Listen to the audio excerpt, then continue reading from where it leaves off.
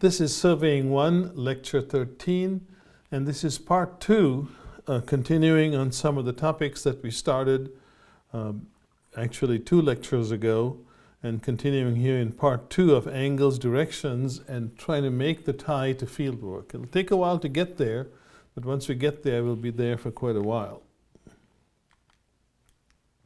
So this is continuing with some of the problems that I was doing at the end of the last lecture. So here's a situation where I'm given angles in a slightly different way. So let's draw the little conceptual sketch first. So P to Q has an azimuth of 236, 27, 48. So we know it's going off in this direction, the southwesterly direction. There's P, there's Q. And if you have trouble doing that, you may have to have one more conceptual sketch, which is where is 180, where is 270, and where does 236 fit between them. And then what I say is that the deflection angle at Q to S is 55, 56, 28 right. So deflection angles are done by first prolonging the direction of the original line. That's really bad drafting job, but assume that's PQ extended on, and then we turn 55, 56, 28 to the right. So if I'm looking this way, continuing line PQ, a deflection angle to the right would be something like this. So that's our 55 degree angle. So S is off here somewhere. And I ask the question, what is the direction of SQ? Now, one of the interesting things here is that once you start to understand the concept of azimuths, things like this become really easy to do.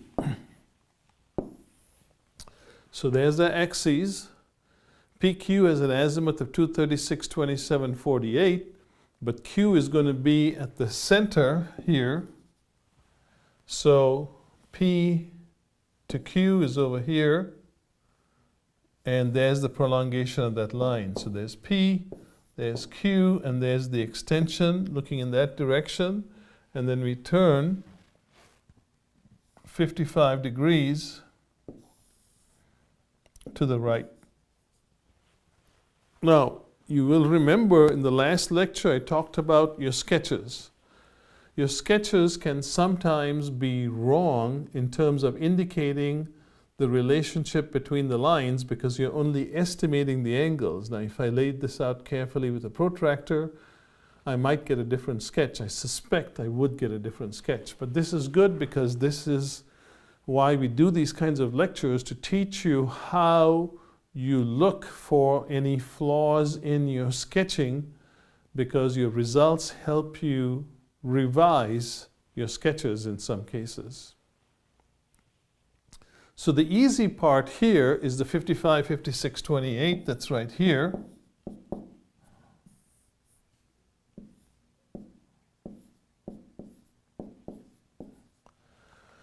And equally easy is that the azimuth of PQ is 236, 27, 48, which is this angle here. So hopefully you see, since we're going to S, S is out here, hopefully you see that the sum of these two numbers will actually give us the azimuth of QS. So let's do that. 236, 27, 48. Plus 55, 56, 28.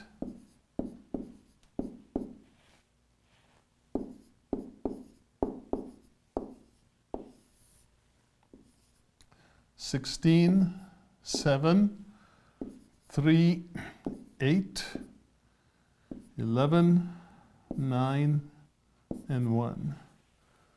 291, 83, 76. So if I rewrite that, recognizing I have numbers greater than 60, I would have 16 here, move 1 over into this column, becomes an 84, which then reduces to 24, and we carry a 1 in here to make it 292. Now this is what I meant by the numbers telling you that there's something up with the sketch. Because if this line was due west, it would be 270. So do you see that my guess in my sketch about the direction of QS is wrong, that it's actually off here somewhere. And so that's the 291, 292, 24, 16. Now, you might think we found the answer, but look again. That's QS. So this is not S, this is S here. But I said, what's the direction of SQ? And you do need to look at that. And SQ would be in exactly the opposite direction. So what we would do is subtract 180 degrees from it to get 1, 1, 2, 24, 16, because azimuths are always 180 degrees different forward and back. By the way, just a quick sidebar for those of you who are pilots or might be working with airport runways. Surveyors often work on airport runways. You may or may not know that runway numbers are actually the magnetic azimuth heading of the runway. So if I have runway 12, you add a 0 to it, and it's an azimuth of 120. So here's the axes, 90 would be to the east, so runway 12 would be this runway and be in the 120 degree azimuth direction. Now, the back azimuth of 120 is 300. And so when you look at this runway, and if we expand the drawing, as you're coming into land on runway 120, you'd see the numbers 1, 2, and sometimes 0, 1, 2. But if you're going the other way, on the same runway, you'd see the number 30. So runway 30 and runway 12 are exactly the same runway, but there's an implied direction. So if you're a pilot and you're told to land on runway 12, you would not be landing in the southwesterly direction, you'd be northwesterly direction, you'd be landing in the southeasterly direction. And that's to the nearest 5 degrees, obviously, because it's rounded to the nearest 10. And it's usually the magnetic heading that is used.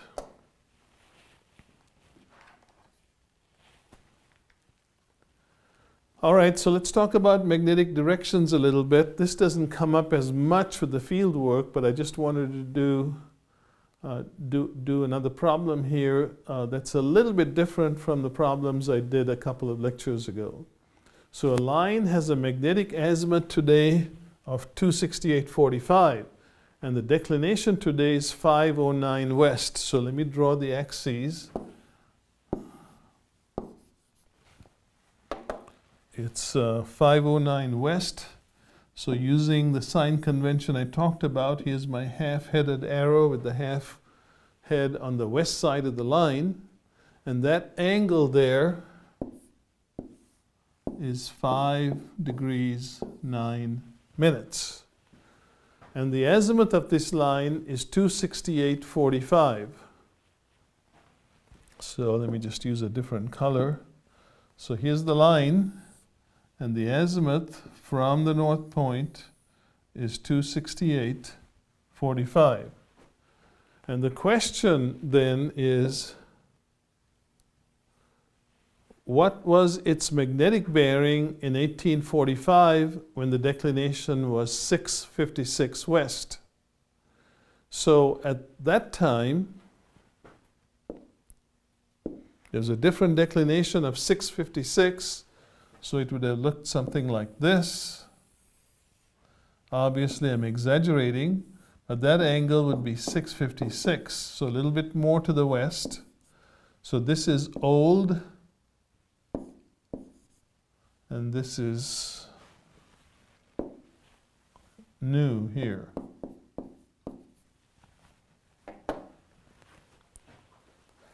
So you have to do a little calculation to figure out, let's start by figuring out its azimuth in 1845.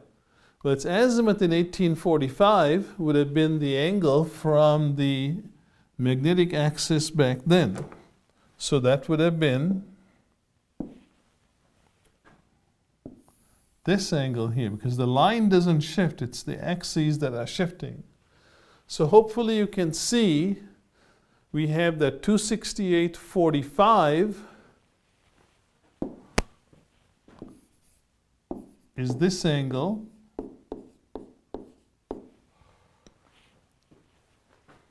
And we have that this green angle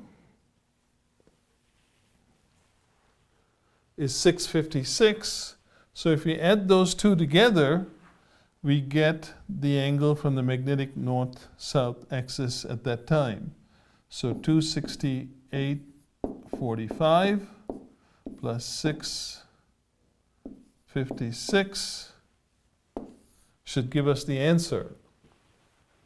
And my response to that would be no, it isn't. Because what the axes have done between the red and the green is only this difference between 509 and 656. So this would be the incorrect solution. What we have to do is figure out the difference between 656 and 509. So that would be 1 degree and 47 minutes. You would subtract that from, or add that to 268.45, because the magnetic azimuth in 1845 would have been bigger. So we get 7 and 5 is 12, 4 and 4 is 8, and 1 is 9. 8 and 1 is 9, 6, 9, 269.92. Carry the 1, so it becomes 32 and 70. So 270.32 becomes the magnetic azimuth in 1845. Here's one of the interesting things. You notice that with 268.45, it's in the southwestern quadrant. But in 1845, it falls in the northwestern quadrant.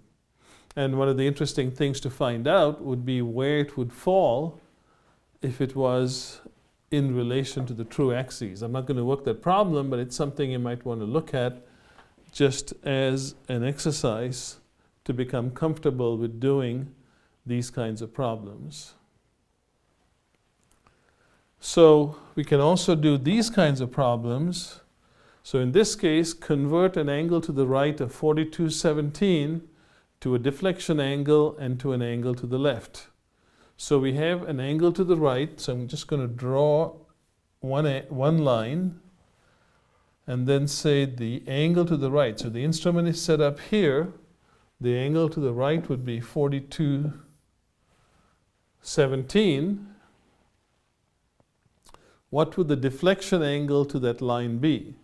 So just for simplicity, I'm going to call this angle ABC. So we are set up with our instrument at B. We backsight A, we foresight C. To do a deflection angle, what we do is we prolong the line from A to B by inverting the telescope and then deflecting, in this case, off to the left. So we know right away this is an angle to the left. And the question is how many degrees? Well, you would subtract the 42.17 from 180. So I'm not going to go through the math this time. I've been doing a lot of math, and I just wanted to point out that that is how you would solve that. And then finally, the question is, what is the angle to the left? Angle to the left would be where I'm still set up at B, backsighting A, but this time I turn this angle over here. And again, I won't do the math. Hopefully it's fairly simple now that you've gone through a bit of these calculations, but it would be 42.17 subtracted from 360 degrees this time. So all this comes down to is being able to figure out what is going on, being able to sketch things out. Having a few colored pens or pencils sometimes helps. drawing clear sketches. And what I found with students who are starting out doing this is they typically draw too small a sketch. I would say take a regular sheet of paper, divide it into 4 parts, and have one sketch in each of those 4 parts. And that's not including the space for actually doing the math. You may need more paper to do that. But having a large, clear sketch really helps students with that. Sometimes they try to economize on paper and draw this little thing that's smaller than your thumbnail. And pretty soon there's so many lines and so many circles and so many arrows and sometimes so many numbers that you go crazy trying to figure out what's what, even though you drew the sketch yourself. So here's a slightly different situation. In this case, convert a deflection angle of 142.51 right to an angle to the right and to an angle to the left. So again, in this situation, we have a line. Again, I'll call it backsighting A. We are set up at B. And we're going to foresight to C. And we deflected 142.51 to the right. So what we do is we prolong the direction of AB. 90 would be directly off to the side. So 142 would mean that we've actually gone around to about here.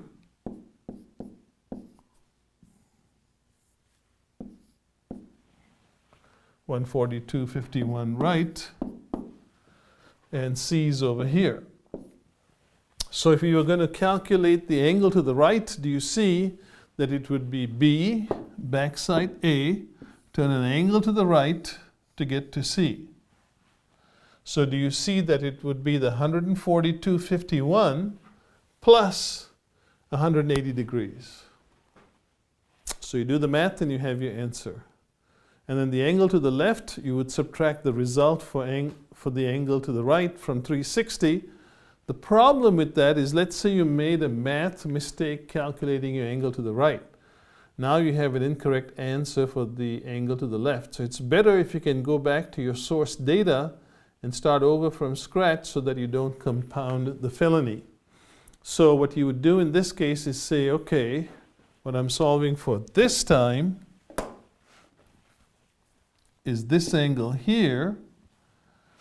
It's the angle to the left. So I set up at B, backside A, turn to the left to hit point C. And how do I get to that number? Well, I know that this angle is 142.51. So if I subtract 142.51 from 180 degrees, I get the angle to the right.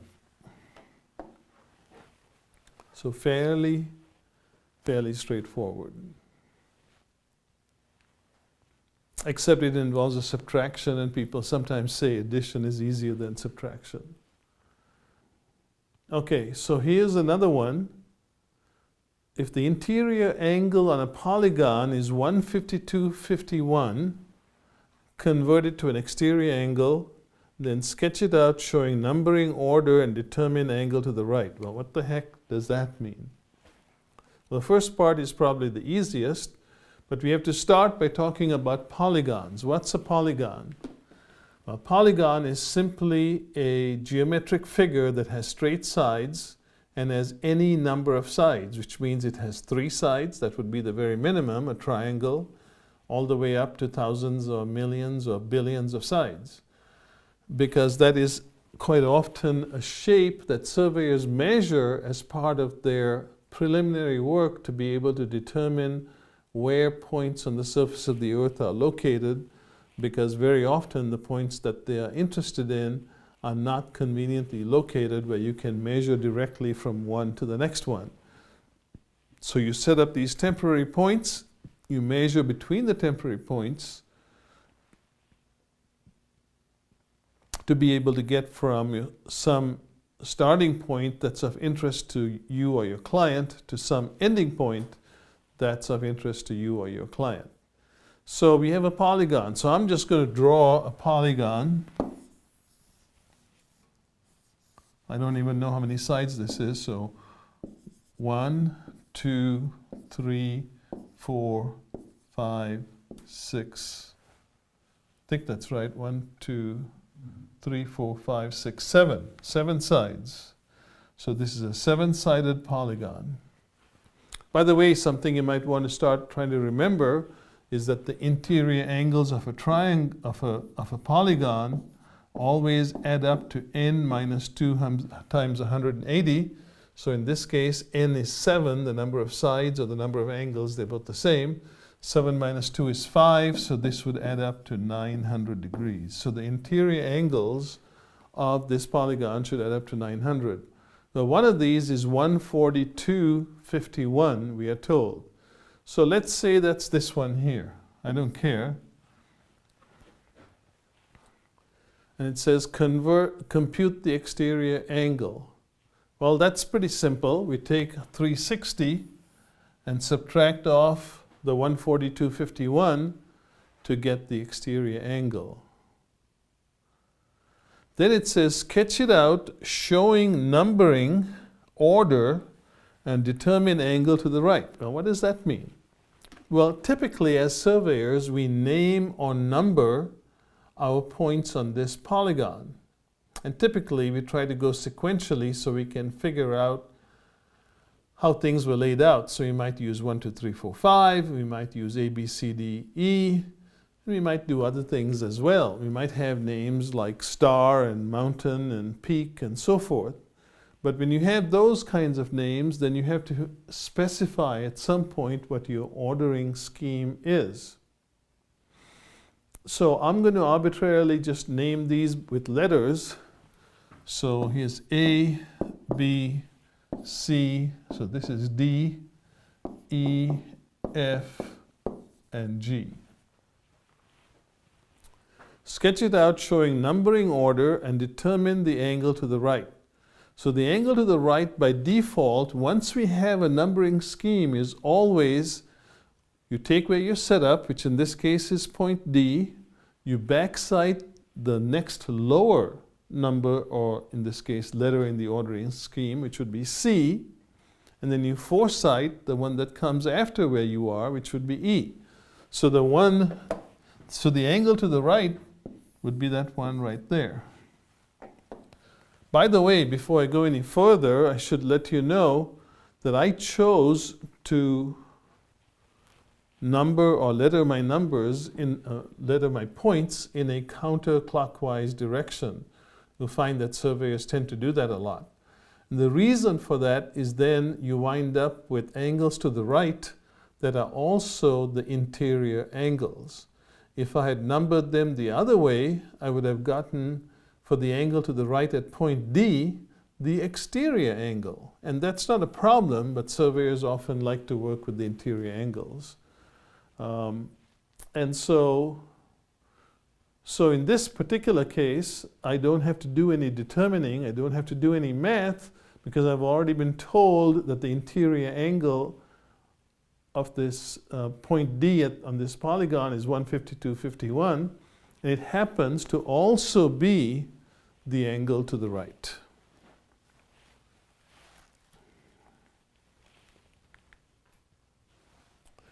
All right, so I'm going to get into a topic that is much more related to the field work, and I'm going to start by saying if a series of lines have been measured, like in the previous polygon, and we measure all the angles and all the distances, and if the direction of one line is known, the direction of the other lines can be determined. Now you don't need to have the distances for that, the distances come later on. But if you measure the angles, and if you know the direction of one line in that polygon, then the directions of all the other lines can be determined in pretty much the same way that I went through in the previous lecture as well as in this lecture. And that was the reason for doing this, because this is something that you'll be doing a lot of in this course, anytime you compute a traverse. So this is sort of the first few steps in what's referred to as traverse computations. We continue with this in surveying 2. If it is a closed figure, angle error can be determined. For open figures, the angle error can be determined if there's reference directions at each end. So what do those last 2 bullets mean?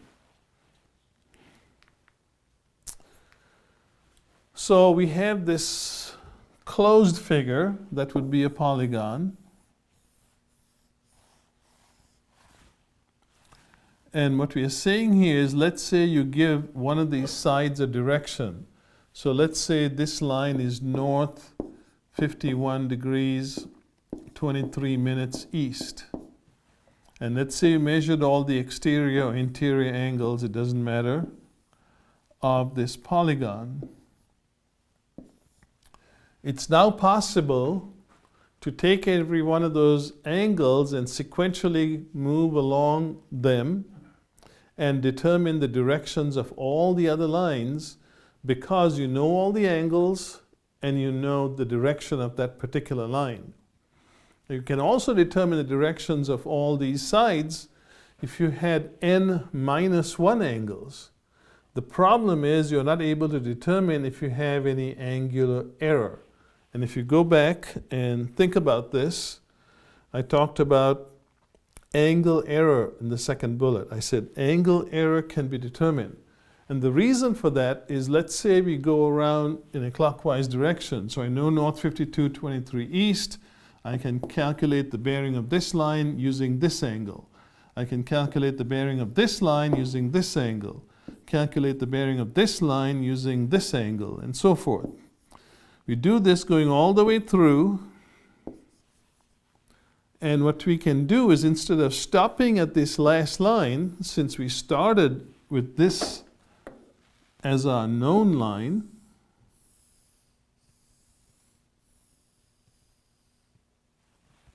if we go ahead and calculate the direction of the last line, more than likely you'll get a difference. And that'll be the angular error in your traverse, in your polygon. Now, you don't have to actually do it literally that way. You could take all 7 of your angles, or whatever it is that I have, add them up and see if they add up, in this case, because the exterior angles, to n plus 2 times 180. And you could be over or you could be under. And you can actually make adjustments using a random error theory. You'll be getting into that a little bit more fairly shortly. There's a reasonable assumption that you can make that most of the time that all the angles need to be adjusted by the same amount, so you simply divide your error by the number of angles, adjust each angle to force them to add up to that theoretical geometry value that you're supposed to have. So that when you do calculate this final line with your adjusted angles, you should get back to 5123 east. If you don't, then it tells you, I have a math error, I better go back and check all my math.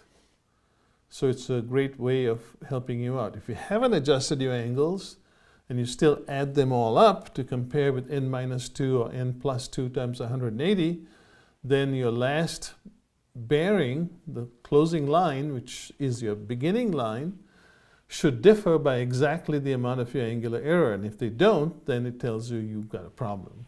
Now, if you go back and look at the last bullet in my slide, I said for open figures, angle error can be determined if there's reference directions at each end. What do I mean by that? Well, traverses are not always polygons. We can have a traverse that looks like this. So it starts at one point, ends at the other point. And if you start here, it may be that this is the first angle, and the second, the third, the fourth, the fifth, the sixth, the seventh. It's not a closed figure, so you have no check on your angle accuracy. However, sometimes it's possible that there is a reference direction available to you. There's some kind of a monument here set by the National Geodetic Survey, so you can compute that, so you can measure that angle. And maybe there's the same situation over here, so you can measure that angle. And if you're given the azimuth of this line, and you're given the azimuth of this line, then hopefully you can see that as you calculate the azimuths or bearings of all these lines, that the last line should give you the bearing or azimuth that has been published. And that's what I mean by reference lines at both ends.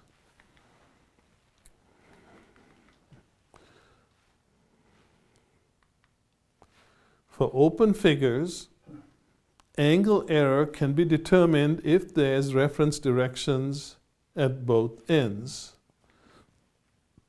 So if you have that, then you take the published value, let's say for this line,